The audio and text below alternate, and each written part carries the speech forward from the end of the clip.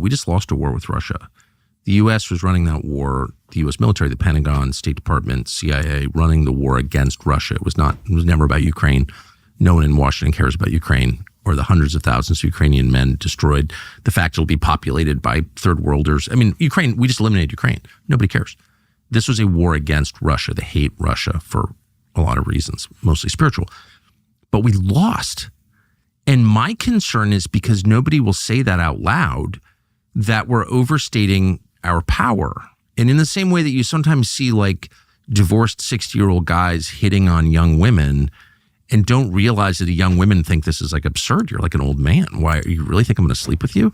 But the 60-year-old guy hasn't readjusted to the reality of his present condition. He still thinks he's 25. Do you see what I'm saying? And he humiliates himself.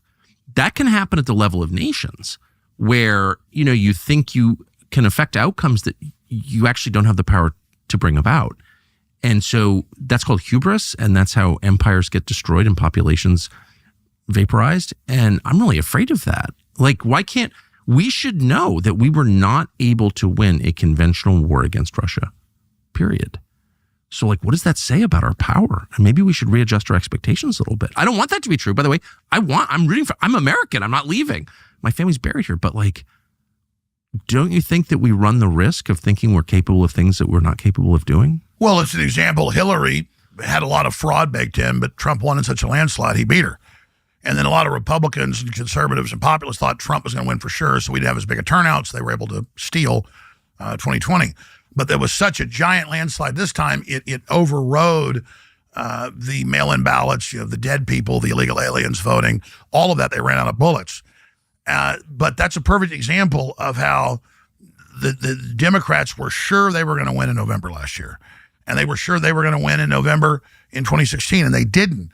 So they had this incredible hubris and this incredible arrogance. And so many of them are actually militarily ignorant themselves. They just put on this big imperious act. And of course, there's the clip of Sean Penn saying, well, I don't think nuclear weapons should be off the table. We shouldn't be afraid to use them because that gives Russia an advantage. Well, it's called mutually assured destruction for a reason, because anybody that uses them is insane. So, I mean... Well, they got in the middle of the war. This just came out the other day. The Pentagon wrote an assessment saying that they calculated that if we gave weapons to Ukraine that allowed the Ukrainian military or our military using Ukraine as a proxy to hit targets within Russia, they judged the likelihood of a nuclear exchange at 50%. Mm-hmm. And they did it anyway. At that point, like, you should be in prison for the criminally insane. Well, that's right. If Russia moved... You're risking nuclear war? Like, you should be locked up. I don't understand. Like, I couldn't even believe that. I mean, I, of course, intuitively knew that. And say that again, because I interrupted. That's important to sink in for people. That the Pentagon under Joe Biden assessed, like, because they assess the likelihood of everything, or they guess, they sort of work out how they think things will progress. But in every scenario globally, they do this. This is what they do at the Pentagon. And they assessed that if we gave certain weapons that allowed the Ukrainians to strike targets within Russia, if we did that, which we did, the chance of a nuclear exchange, a nuclear holocaust that killed everybody on Earth, would be 50%. And they did it anyway. So imagine the brain, imagine the evil. Like, you would have to be controlled by like supernatural forces to do something. I think there's a 50% chance every person on Earth could be killed in a nuclear exchange, but I'm doing it anyway. Like, how are you still walking free? I'm serious. No, and I'm glad you brought that assessment up, because I really tried to get people to focus on that. And I agree with that assessment. I mean, let's boil that down. Imagine if Russia had the equivalent of ATACMS and Storm Shadows in Canada, in Mexico, on our border, that they can fire above the trees that can't be shot down, that are nuclear capable. And Putin said this. He said, if you shoot a few missiles once it started, we'll just shoot them down. But if we see a large aerospace attack with a whole bunch of these, we have to believe it is a first strike to take out our nuclear deterrent. And so when we see a large signature of a large aerospace attack, be it cruise missiles, be it glide bombs, be it a mix of aircraft, or all of them, we will do a total commitment. And then Russia and TV said, here's the government scenario. And it showed nukes hitting all the NATO countries and submarines, hitting on from there. And we're talking about world destroyed in 30 minutes, folks, for sure. Submarines off our coast, 2 minutes, New York's gone. 5 minutes, Dallas is gone. This is real. What would happen if Russia was bombing D.C. with conventional bombs, with large, heavy cruise missiles? They're droning the capital. As the U.S. did through the Ukrainians, they droned the Kremlin. You were there once when you saw one blow up? I was there. I was actually driving by when I was over there last winter to interview Putin. I was driving by the Kremlin, just like on the street in downtown Moscow, there's smoke coming out of the top of the Kremlin. And so I called the guy at the press office who I was dealing with to set up the Putin interview from the vehicle. And I was like, I think your Kremlin's on fire. And he's like, oh, no, it's not. I was like, I'm right there. I'm looking at it. Russians never want to admit that they have been unable to defend their capital city. So a lot of murder has taken place by the Ukrainians of Russians and of attempted murder of Americans, by the way. And just think about the provocation here. But the Russians in every case are like, oh, that's not happening. They don't want to admit it because for a bunch of reasons, but it would force them to respond. But anyway, I called up and like, I think you guys just got droned. No, didn't happen. But it did happen. I saw it. I personally saw it. So there's been a ton of that stuff. What would we do if the Russians droned the U.S. Capitol or the White House? That's so freaking crazy. Well, I can't believe that happened. Russia knows it's a provocation. The globalists want to reset. Their financial system's going down, and they're willing to roll the dice, and they think a nuclear war is survivable, as you know, as the Pentagon has said. So it's complete madness. Nuclear war is not survivable. That's a fact. It's not.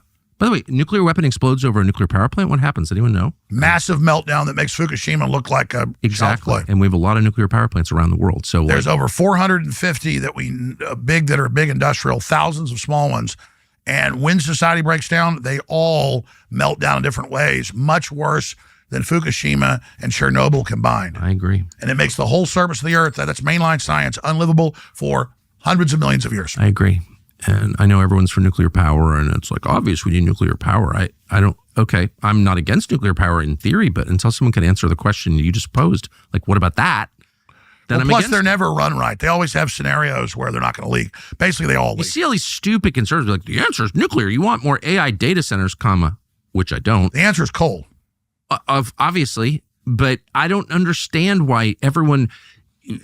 this is such a sidebar, and I'll stop in one sentence, but those of us who grew up in the 70s and 80s remember that all the opponents to nuclear power were furry armpit dumb people and, all the Greenpeace people. And so you're just like, oh, shut up. Nuclear is obviously the solution.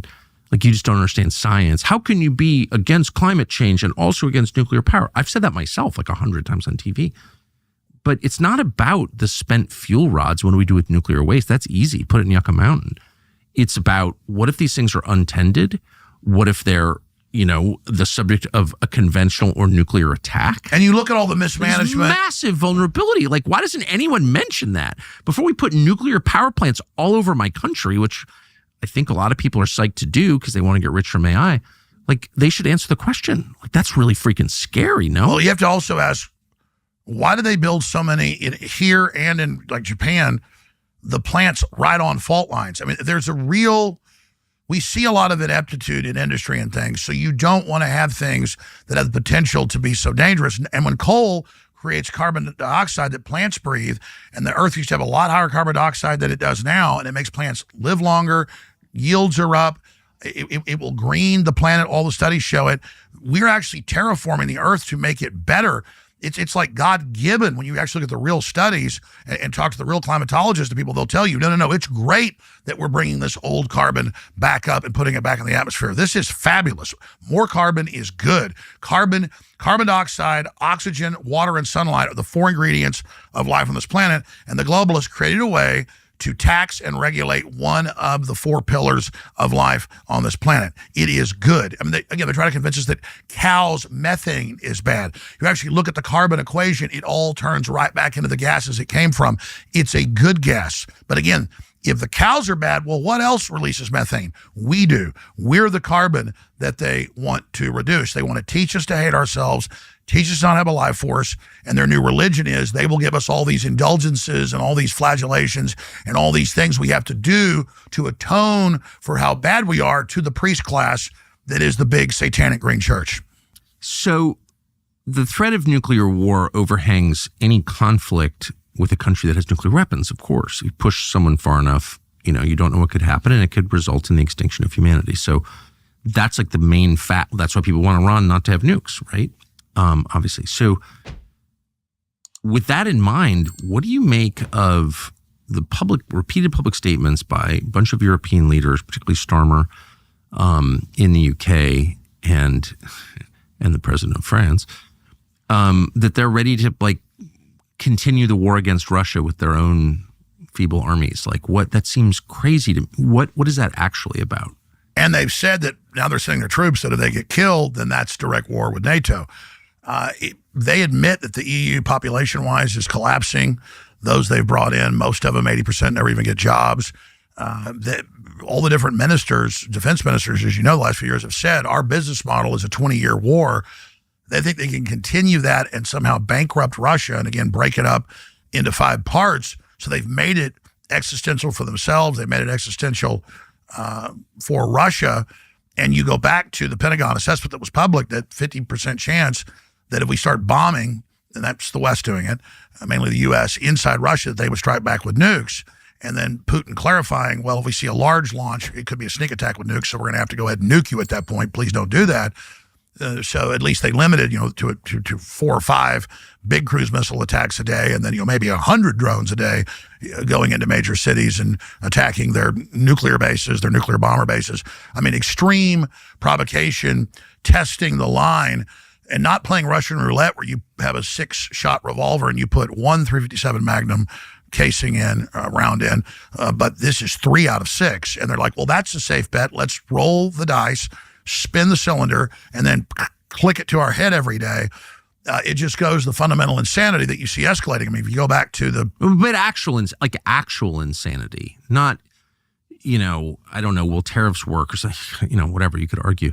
But risking nuclear war? I mean, that's so fucking crazy that I can hardly believe it's real. That's a good point. They say Trump saying our surrender to these one-sided trade deals, which is totally true, and deindustrialized us and destroyed our morale, and is a huge national security issue, that he's rolling the dice there. No, it would be rolling the dice with nuclear war? Again, I think you should be in prison for even having that. That's the craziest thing I can imagine. Well, remember Biden just 2 years ago said we can't send F-16s and Abrams tanks because that escalates the threat ladder of the Rand Corporation. That's World War III, but they went ahead and did that. Then they went to the bombing inside. So the reason I went back to that, I'm glad you raised it, is